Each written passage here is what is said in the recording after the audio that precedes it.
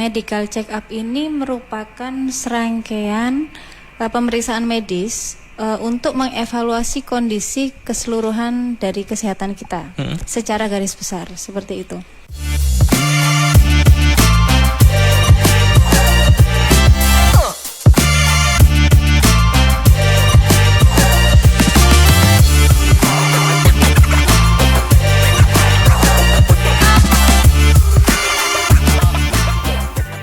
Assalamualaikum teman-teman, saya Adnan Raharja. Senang sekali pagi ini bertemu dengan Anda di Public Interaktif bersama RSKK, RSUD Kabupaten Kediri. Dan hari ini kita membahas tentang medical check up. Kenapa penting untuk kesehatan kita? Sudah hadir bersama saya di studio Radio Andika ada narasumber Dr. Nelly Zuroidah, SPPK, dokter spesialis patologi klinis dari RSKK.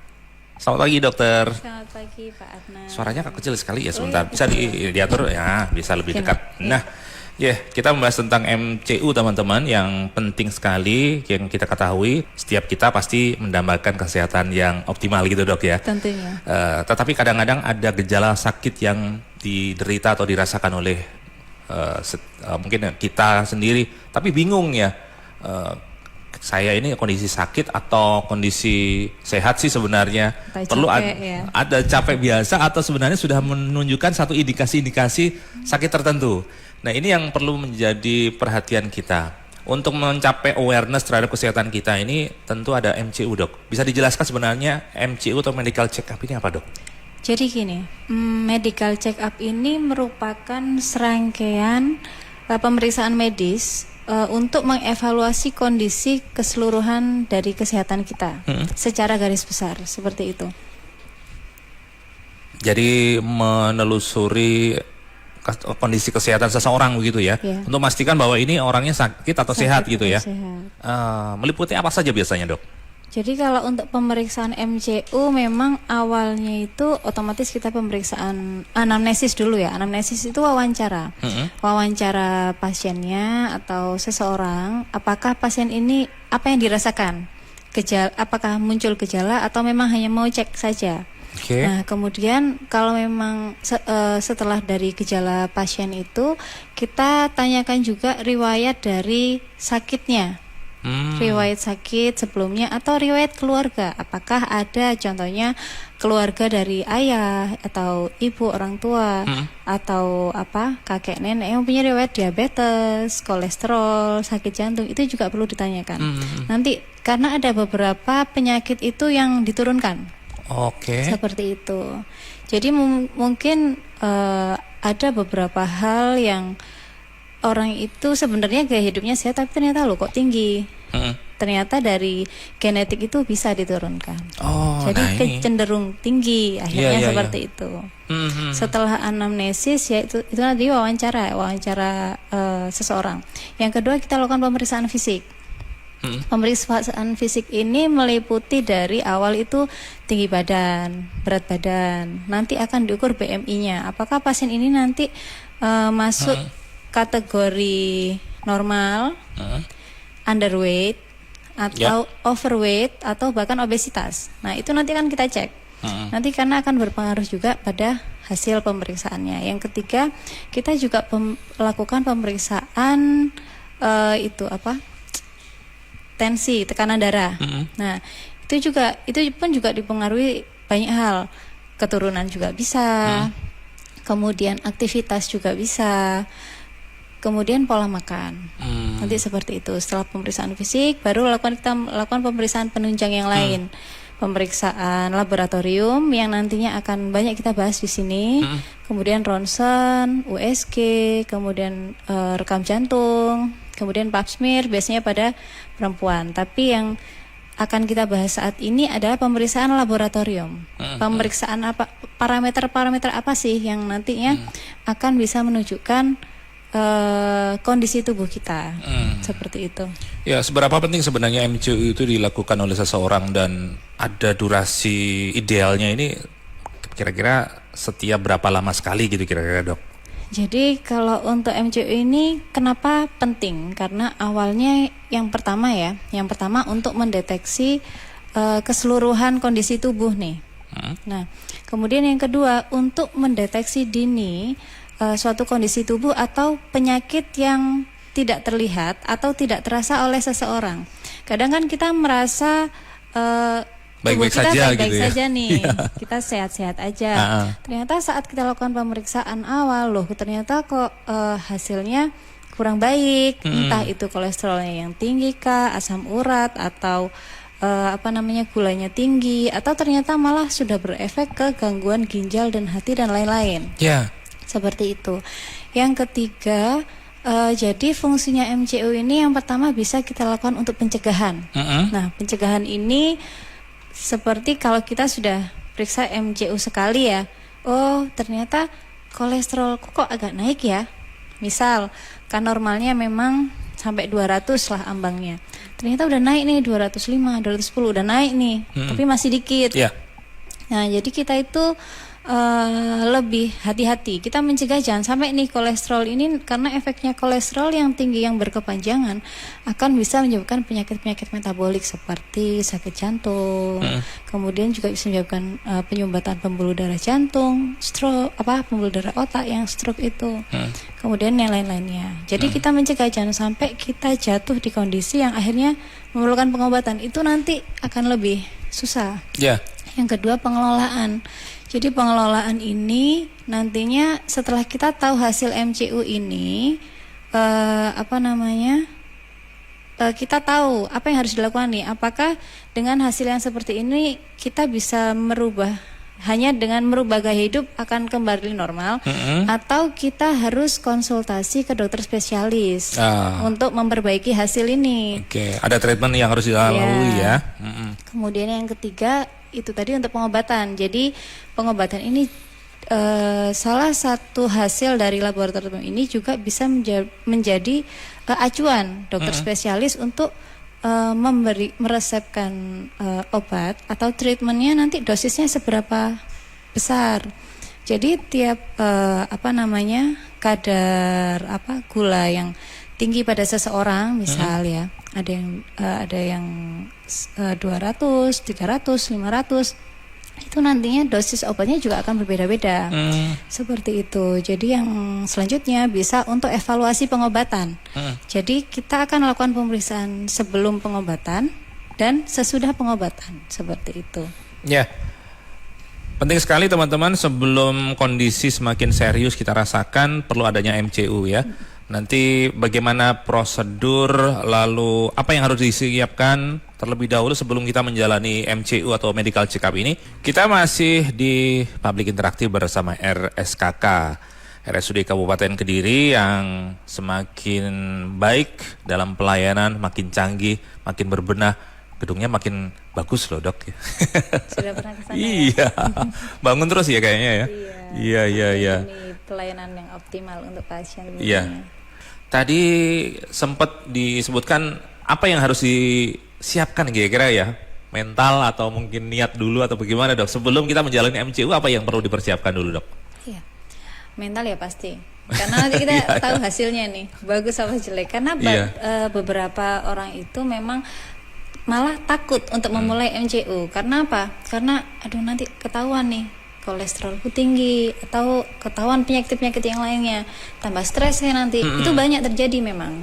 Jadi tidak semuanya siap ya. Seseorang itu siap untuk menerima kenyataan apa yang terjadi dalam tubuhnya, dalam dirinya, seperti itu. Terus gak usah periksa-periksa nanti tambah ngeri, sama tapi efeknya gitu, tahu-tahu di belakang tiba-tiba sakit. Kan sekarang juga banyak kondisi pasien itu tiba-tiba pasien meninggal padahal kondisinya sebelumnya sehat. Itu banyak sekarang. Karena memang ya dengan beberapa pola hidup yang seperti sekarang ya, tahu-tahu kondisi sih sehat aja, ternyata secara berkesinambungan kolesterol, gula, asam uratnya itu tinggi yang mempengaruhi fungsi ginjal, jantung, hati, seperti itu. Kemudian yang kedua otomatis karena kita esoknya akan melakukan pemeriksaan ya, memang ada beberapa parameter itu seperti pemeriksaan kolesterol, gula, glukosa puasa itu kita harus puasa terlebih dahulu. Oke. Gitu. Jadi minimal jadi puasa itu antara 8 sampai 12 jam. Jadi kalau mau periksa jam 6 pagi ya berarti dihitung mulai jam berapa? 8 sampai 12 jam nih kita periksa. Misal kalau jam 9 ya jam 9 setelah selesai makan malam ya. Besoknya kita bisa periksa antara jam 6 sampai jam 9 pagi.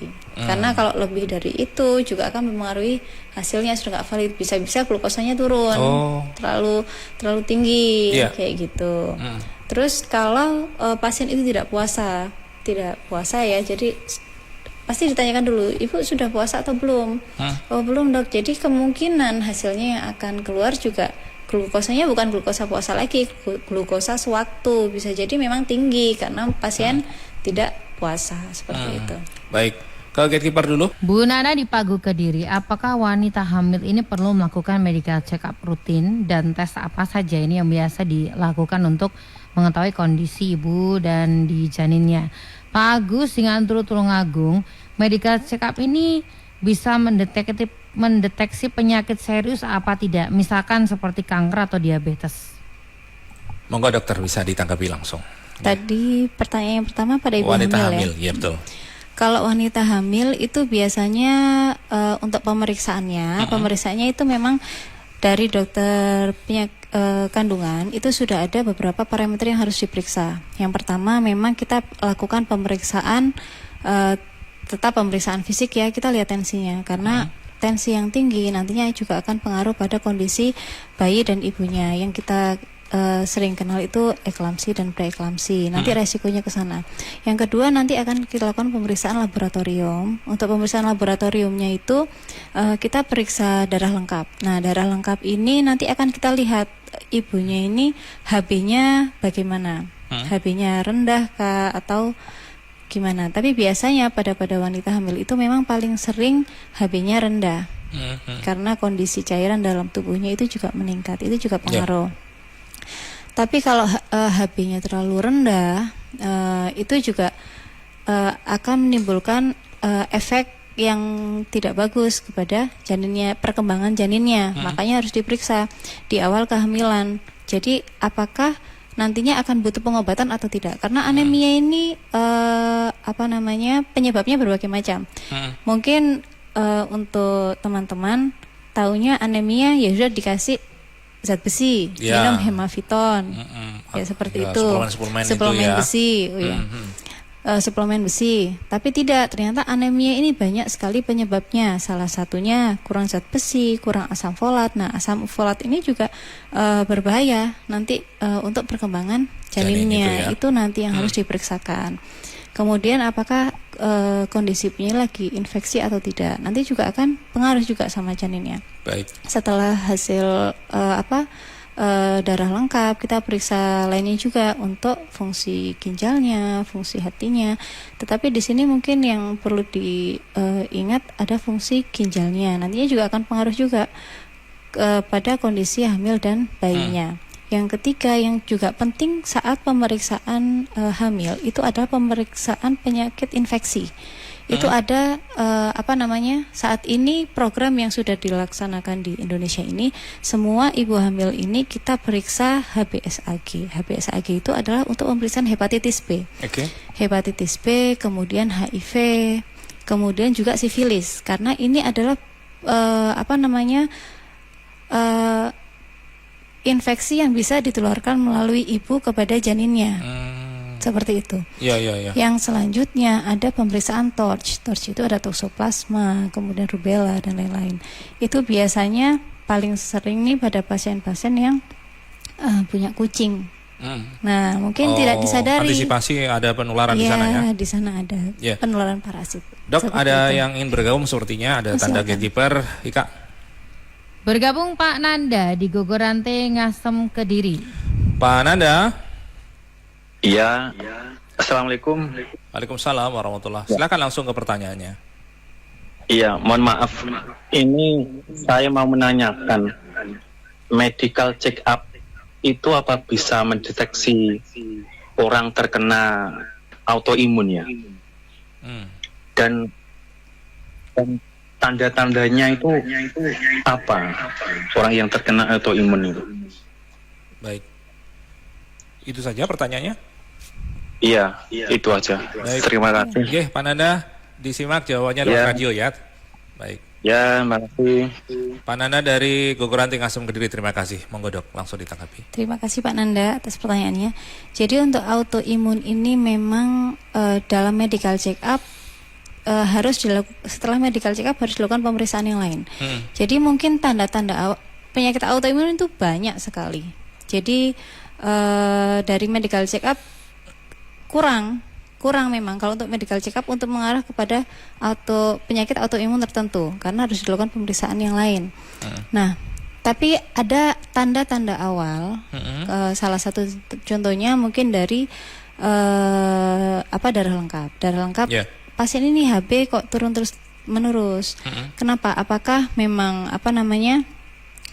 karena defisiensi kekurangan zat-zat gizi, atau ternyata memang ada penyakit lainnya yang mendasari autoimun misalnya.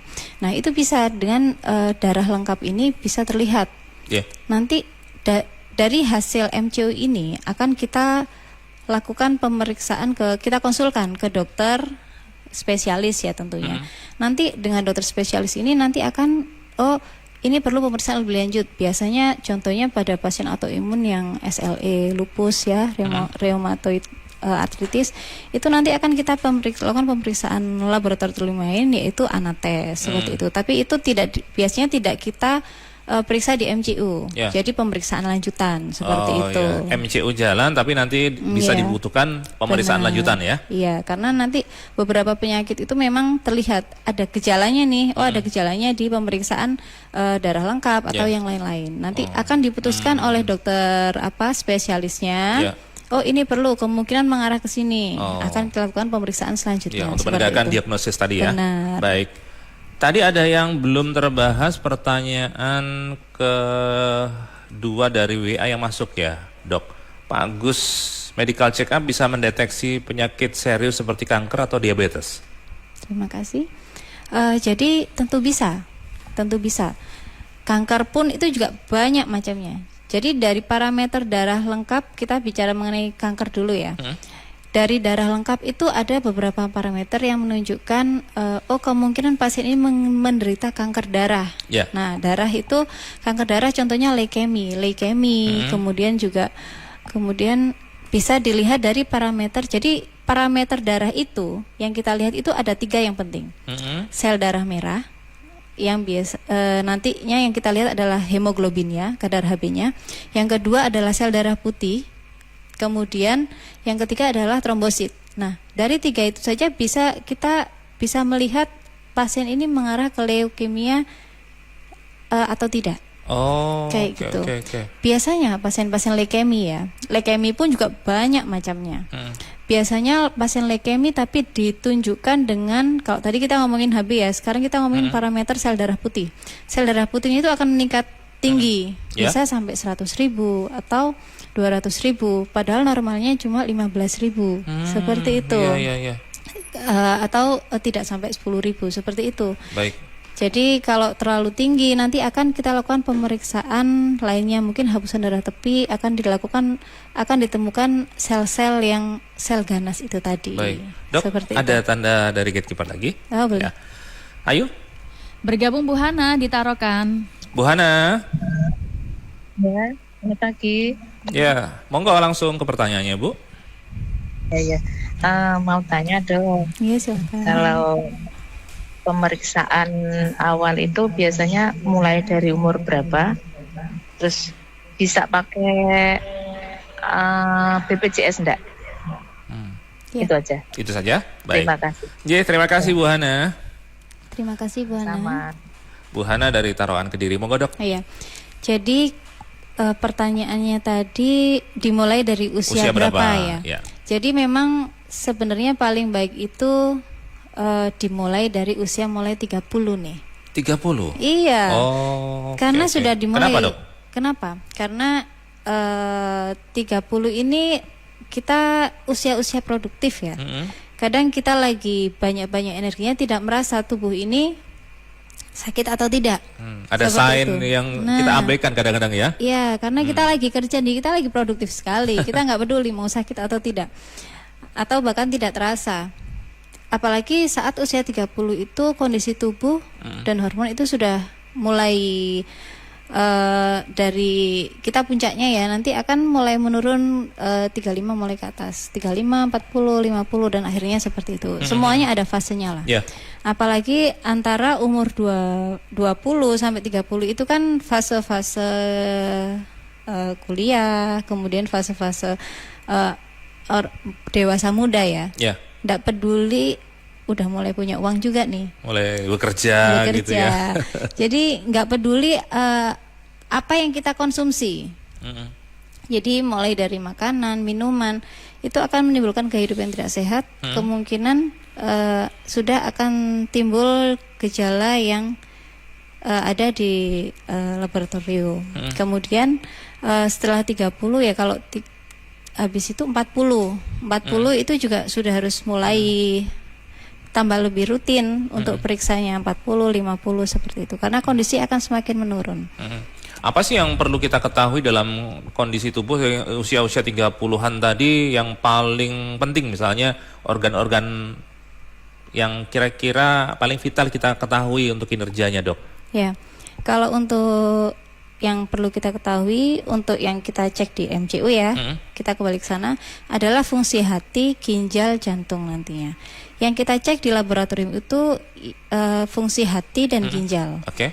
Jadi kalau ada, karena semua metabolisme tubuh itu nantinya akan dilakukan oleh hati. Jadi kayak kolesterol, gula itu juga akan diproses di hati nantinya. Dan ginjal ini juga sama. Kita harus memperhatikan dari pola gaya hidup, mulai gula itu juga akan pengaruh juga nanti. Misal diabetes tadi ya, diabetes akan mempengaruhi juga fungsi dari ginjalnya seperti itu. Apalagi sekarang ini kok banyak anak-anak muda yang sudah kena kasus gagal ginjal ya. Benar. Kemarin saya nemui pasien umur baru 15 tahun, anak pondok, dikirim. Saya melihat hasilnya loh tinggi sekali. Coba dicek apa sesuai. Ternyata memang sesuai. Kondisi pasiennya akan dihemodialisa, Ya Allah. dicuci darah. Iya. Saya sayang sekali ya kondisi masih muda. Ternyata setelah ditelusuri memang anak-anak ini gaya hidupnya tidak sehat. Minum yang boba-boba itu sekarang kan sering kayak gitu. Minuman yang sekarang kemudian ini kayak macam-macam minuman gitu kemasan itu ya, itu kan ada pengawet, terus gulanya kadarnya tinggi, kemudian tidak terkontrol lah nilai gizinya. yang Itu akan berkarbonasi macam-macam itu ya. Benar sekali. Kelihatannya memang menggiurkan ya. Iya. Tapi dampaknya memang kembali lagi kita harus menjaga pola hidup sehat. Baik. Teman-teman, kita akan lanjutkan diskusi kita bersama dengan narasumber Dr. Nelly Zuraidah. Dr. Nelly, banyak sekali kasus-kasus usia-usia produktif seperti yang tadi disampaikan oleh dokter, bahwa sudah mengalami gejala atau bahkan sakit yang serius. Ini yang salah sebenarnya kita yang abai terhadap tanda-tanda mungkin gejala sakit yang muncul kita lebih dini, kita abaikan, atau pola hidup, atau sebab karena apa, dan idealnya kita bisa mendeteksinya mulai kapan, Mbak? Kalau misalnya ini sudah awal gitu kan kita rasakan, mulai kapan? Karena tadi disebutkan usia 30 ya, tapi ternyata usia-usia yang masih 15 tahun sudah kena gagal ginjal. Ini kira-kira bagaimana, Dok? Jadi memang banyak sekali dipengaruhi, yang pertama gaya hidup. Gaya hidup yang pertama, karena gaya hidup yang tidak sehat mulai dari pola makan, minum, kemudian minum yang terlalu banyak gula, berkarbonasi. Kemudian yang selanjutnya adalah kurangnya berolahraga. Itu juga pengaruh. Kemudian kurangnya sayuran dan buah-buahan, karena di sana ada antioksidan yang tinggi, itu bagus untuk kesehatan. Jadi memang dengan kondisi yang seperti itu, apalagi punya riwayat keluarga yang sakit, sebaiknya memang lebih awal seperti itu. Kemudian kita tidak boleh mengabaikan kondisi-kondisi tubuh yang dirasa tidak enak. Kalau memang tidak enak ya segera periksa ke dokter. Apakah nantinya akan perlu pemeriksaan lanjutan seperti itu. Sama menambahkan tadi ya, untuk pasien diabetes apakah bisa kita cek dari MCU? Bisa sekali. Jadi saat MCU itu akan muncul parameter yang kita periksa adalah glukosa puasa sama HbA1c. Nah, ini yang penting. Mungkin saat periksa glukosa puasa naiknya mungkin ternyata masih normal, tapi ternyata saat kita cek HbA1c itu HbA1c itu adalah kadar gula selama 3 bulan. Nah, nantinya akan terlihat ternyata HbA1c-nya tinggi. Jadi berarti kalau HbA1c tinggi berarti sudah butuh pengobatan. Tapi kalau glukosa puasanya meningkat sedikit mungkin bisa dengan gaya hidup. Dan tadi apakah MCU bisa di cover BPJS? Bisa. Nanti di RSKK ada pemeriksaan MCU itu ada paketnya seperti itu. Ya. Teman-teman, nanti kita lanjutkan diskusi kita. Anda masih bisa berinteraksi membahas tentang tema kita medical check up, kenapa penting untuk kesehatan. Dan ini ada yang mengapresiasi dari Facebook Aki 243, Pak Hanan Ahmad, pelayanan RSKK Paris sangat bagus sekali. Alhamdulillah. Ini salah satu pasien sepertinya sudah membuktikan ya pelayanan di RSKK yang bagus ya. Insya Allah makin menginspirasi teman-teman yang lain. Oh ya, ke gatekeeper sekarang. Pak Fajar di Banjaran Kota Kediri berkaitan dengan penyakit autoimun yang tadi sempat disinggung oleh dokter. Penularan autoimun yang lewat kucing itu dari bulunya atau dari kotorannya. Mas Indra di Mekikis Purwoasri, kedua orang tua memiliki riwayat sakit jantung. Sebagai anak, kapan atau usia berapa harus mulai medical check up? Apa masih standar usia 30 tahun? Pak Jailani di Jayapura, Papua, sering check up. Ternyata hasilnya asam urat. Apakah asam urat itu ada hubungannya dengan ginjal? Mohon penjelasannya. Dokter Nelly, monggo langsung ditanggapi. Sudah antri ini pertanyaannya. Banyak sekali ya. Manis sudah. Iya. Jadi yang pertama pertanyaannya mengenai autoimun yang mungkin ditularkan tadi dari kucing ya. Oh iya. Jadi beberapa penyakit yang disebabkan dari penularan lewat kucing, ada beberapa penyakit yang bisa kita periksa nanti dengan parameter TORCH ya. Ada toxoplasma, rubella dan lain-lain. Nah, itu karena itu parasit ya. Jadi parasit itu biasanya ditularkan melalui fesesnya. Jadi kotoran kucingnya. Kotorannya. Jadi bukan bulu ya, Dok. Sebentar, nanti ada alurnya. Oh. Jadi iya. dari kotoran kucing ini, masalahnya kucing ini kadang kan kotorannya itu bisa kena kakinya, ya kan? Ya. Sedangkan kucing biasanya kan juga suka menjilatin tubuhnya. Nah, menjilati tubuhnya juga dijilati bulunya, bisa kemana-mana akhirnya. Iya. Seperti itu. Jadi memang penularannya dari fesesnya ke kakinya, ke tangannya, ke bulunya, dan akhirnya kena manusia. Saling terkait ya. Benar. Apalagi beberapa kucing-kucing ini dibiarkan bebas di rumah ya. Kadang ada yang bebas naik tempat tidur. Ya. Jadi itu akan beresiko sekali pengaruh pada kesehatan anggota keluarganya. Apalagi kalau ada anak-anak. Apalagi kalau ada ibu hamil, itu akan beresiko bisa menimbulkan kecacatan pada janin. Oh gitu. Seperti itu. Karena efeknya memang fatal kalau untuk terjadi infeksi parasit ini. Makanya kenapa pada ibu hamil itu sebaiknya periksa itu tadi. Untuk mendeteksi dini ya. Iya, untuk deteksi dini dan mencegah pasien ini tidak mengalami penyakit yang fatal. Oke. Kemudian pertanyaan tentang ini tadi, kedua orang tua memiliki riwayat sakit jantung, Dok. Sebagai anak, kapan atau usia berapa harus mulai medical check atau MCU? 30-an atau sebelum itu? Disarankan sebelum itu juga sudah medical check up. Kalau memang ada riwayat keluarga, apalagi ada riwayat, biasanya penyakit jantung itu tidak tiba-tiba sakit jantung ya, bisa juga karena dari gaya hidup. Biasanya penumpukan kolesterol juga akan bisa mengakibatkan sakit jantung. Apalagi dengan pola makan yang sekarang ini tidak sehat. Jadi memang lebih awal itu juga pasti lebih bagus tentunya. Jadi sebenarnya nggak ada patokan sih harus 30, 40, 50 enggak. Jadi lebih cepat lebih baik. Adanya serangan jantung itu atau memang karena memang itu tadi ya, Dok? Kita sering mengabaikan ya tanda-tanda awal itu. bisa. Jadi kelainan jantung itu juga banyak penyebabnya, ya. Bisa karena keturunan. Jadi memang ada dari katuknya itu yang bermasalah, itu juga bisa. Kemudian ada penyumbatan. Penyumbatan itu bisa karena kolesterol yang tinggi menimbulkan plak, akhirnya menyumbat, itu juga bisa. Jadi kadang mungkin ada gejala nyeri, oh mungkin masuk angin. Kadang kan orang seperti itu ya. Padahal ternyata ada sign, ada warning nih, ini mengarah ke sana. Jadi memang baiknya memang 1 tahun sekali cek. Tapi kalau ada gejala ya lebih cepat lebih baik tentunya, seperti itu. Baik, Pak Jailani, Jayapura, Papua, sering check up, ternyata hasilnya asam urat. Nah, yang ditanyakan asam urat apakah ada hubungannya dengan ginjal? Tentu saja Pak Jailani. Jadi asam urat ini nantinya akan diekskresi oleh akan dikeluarkan oleh ginjal, harusnya dikeluarkan. Jadi kalau asam urat ini menumpuk akan mengakibatkan gangguan fungsi ginjal. Nantinya asam urat ini bisa ke sendi dan kemana-mana, menimbulkan nyeri sendi.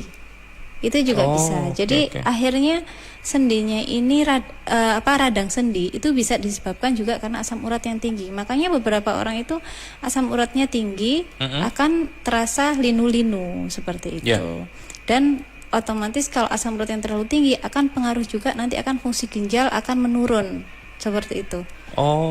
Jadi sambungannya ke ginjal ya? Iya, ada sambungannya. Jadi bisa menyebabkan gagal ginjal juga, karena juga bisa mengakibatkan. Jadi asam urat yang tinggi ini akan terjadi penumpukan di ginjal.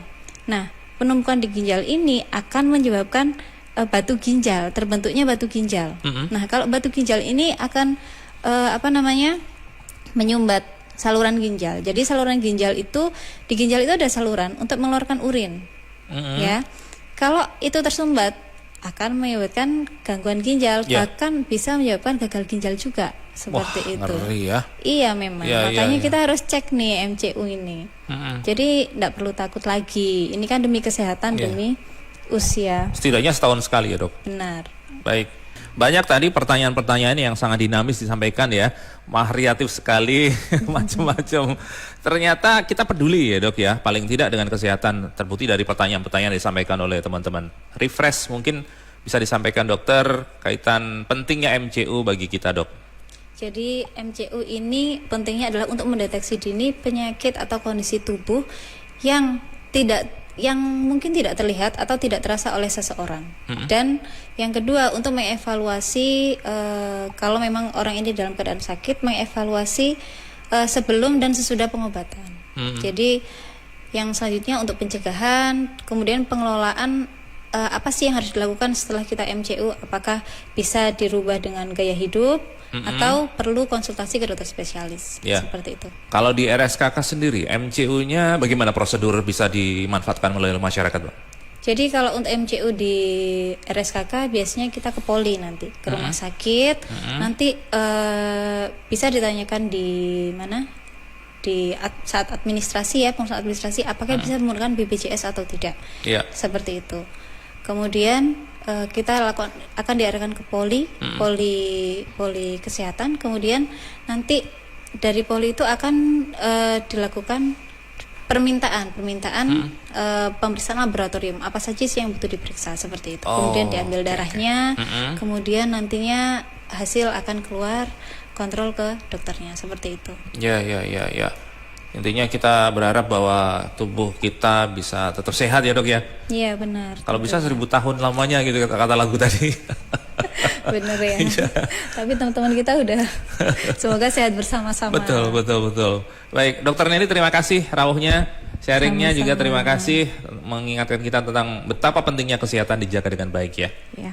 Terima kasih. Oke, teman-teman, itu tadi perbincangan saya bersama dengan tim dari RSKK bersama narasumber Dr. Nelly Zuroidah, spesialis patologi klinik, tentang medical check up, kenapa penting untuk kesehatan. Teman-teman yang ingin mendapatkan layanan kesehatan terbaik langsung bisa ke RSKK atau RSUD Kabupaten Kediri yang ada di Pelempare. Silakan di jam-jam layanan setiap hari Anda bisa manfaatkan fasilitas dan layanan terbaik dari RSKK.